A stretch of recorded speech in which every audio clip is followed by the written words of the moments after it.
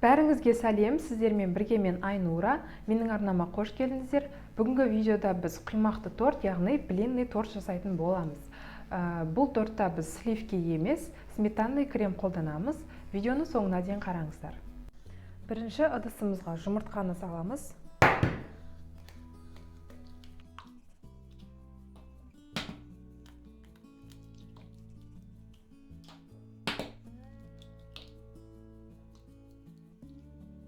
Оның үстіне қантты қосып, венчикпен жақсылап араластырамыз.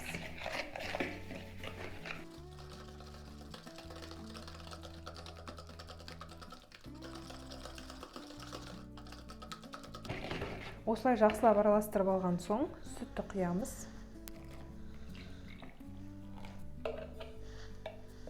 Сүт жылы болуы міндетті емес, менде бөлме температурасындағы сүт.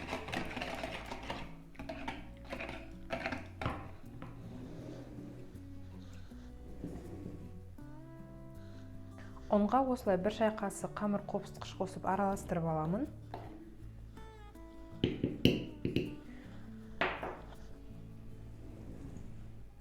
Сосын жұмыртқалы массамызға аз-аздан қосып, тағы да жақсылап араластырамын.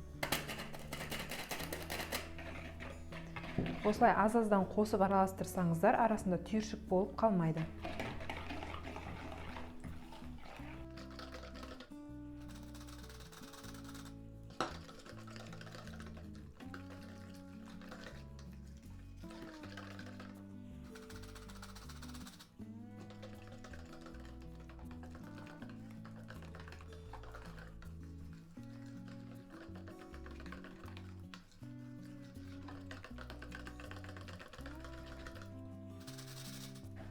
Міне біз жақсылап араластырдық, енді күнбағыс майын құямыз.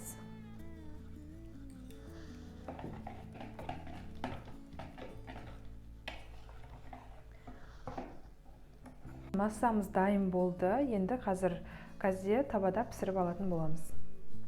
Қызып тұрған табаға аздап күнбағыс майын жағып, құймағымызды құямыз. Және осылай формасын келтіріп аламыз.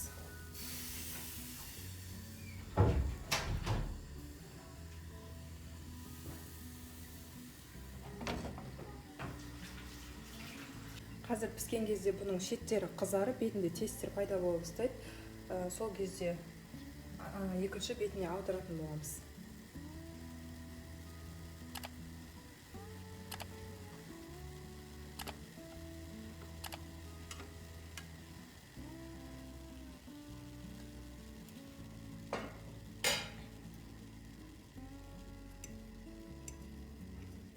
Осылай вилканың көмегімен шеттерін ашып аламыз. Сол кезде бізде екінші бетіне оңай жыртылып кетпей аударылатын болады.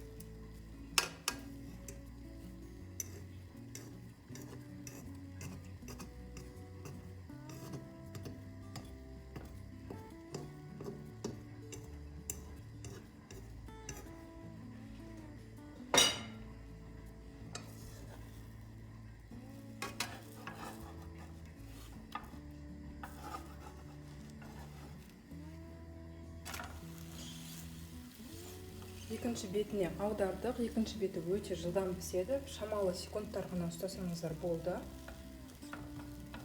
Осылайша барлық құймақтарымызды пісіріп шығамыз.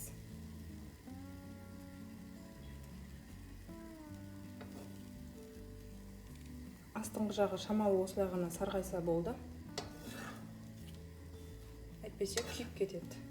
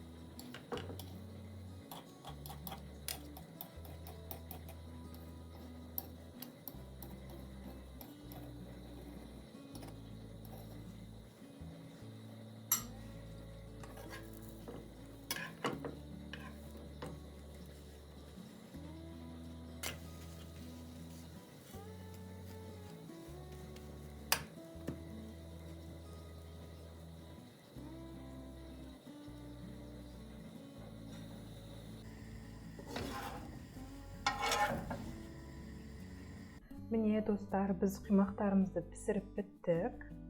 Енді тортымызды жинайтын боламыз. Өздеріңіз қалаған кремді қолдансаңыздар болады.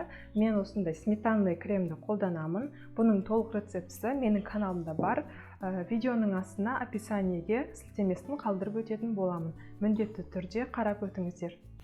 Тортымызды мен осындай кольцода жинайтын боламын. Кольцоның формасын блинчигіміздің формасына қарай келтіріп жинаймыз. Бірінші құймақтарымызды осылай кольцоның шетіне орналастырып шығамыз. Менің кольцом биік, бірақтан біздің тортымыз бұншалықты биік болып шықпайды. Осылай орналастырамыз жан-жағына. Бірден бірінің үстіне бірін қойып жинасаңыздар да болады. Өздеріңіз қалауларыңызша.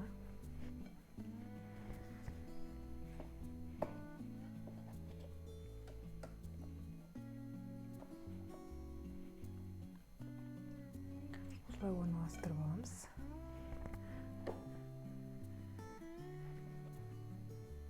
Аралары ашылып кетпейтіндей етіп орналастырамыз.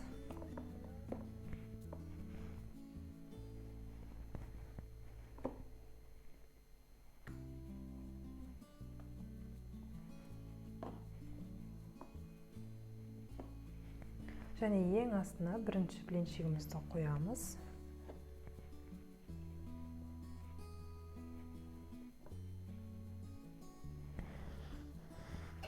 Енді кремімізді жан-жағына және астына жағамыз. Осылай жағып алуымыз керек. Тым қалың емес, тым жұқа емес, орташа көлемді.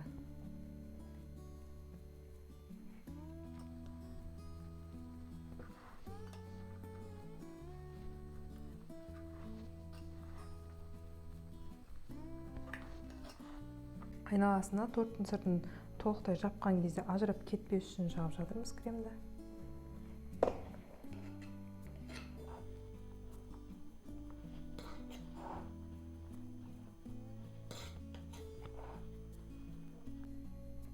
Мен описаниеге қалдырып кеткен рецептпен 2 есе етіп қолданып, блинный тортыңызды биік етіп шығарсаңыз болады. Астына да крем жағамыз.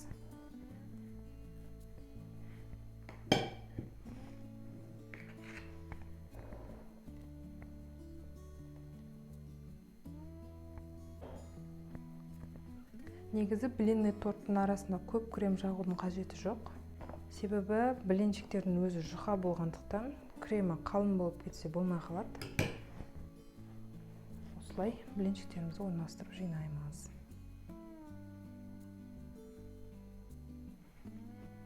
Арасына өздеріңіз қалаған фруктыларды қосып жіберсеңіздер болады. Мысалы, банан, құлпынай қосып жіберсеңіздер болады. Мен тек креммен жасап жатырмын.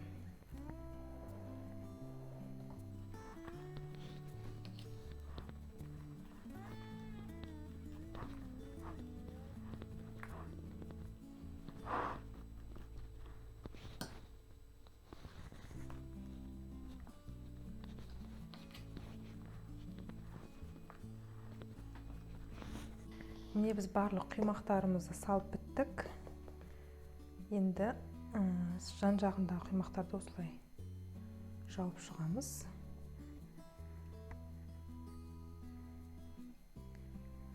Кішкене осылай видеода көрсеткенде жасаймыз.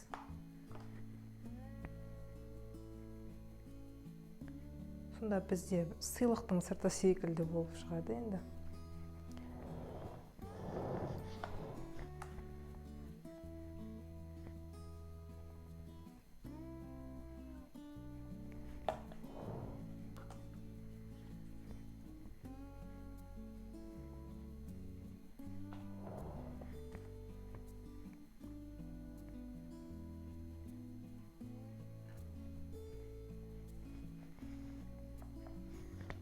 Кольцодан босатып аламын.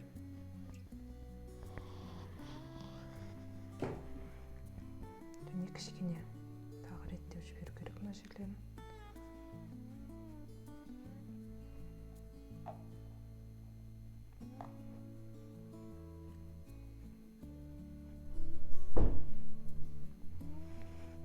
осылай жасап алдық. Құймақ пісірген кезде осындай ең соңында кішкентай болып қалатын блинчик барлығыңызда болған шығар. Енді мен бұны кесіп, мынандай формалар шығарып аламын. Және осыны орап, гүл секілді. Осыны орап, гүл секілді форма шығарамын. Бұны блинный тортымыздың бетіне қоямыз.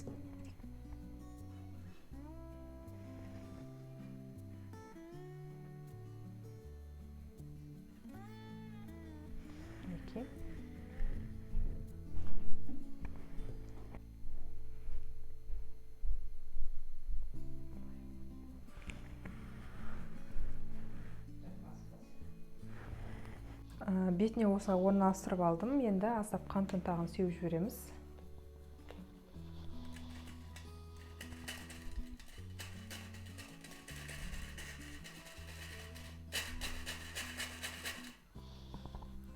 Болды, тортымыз дайын.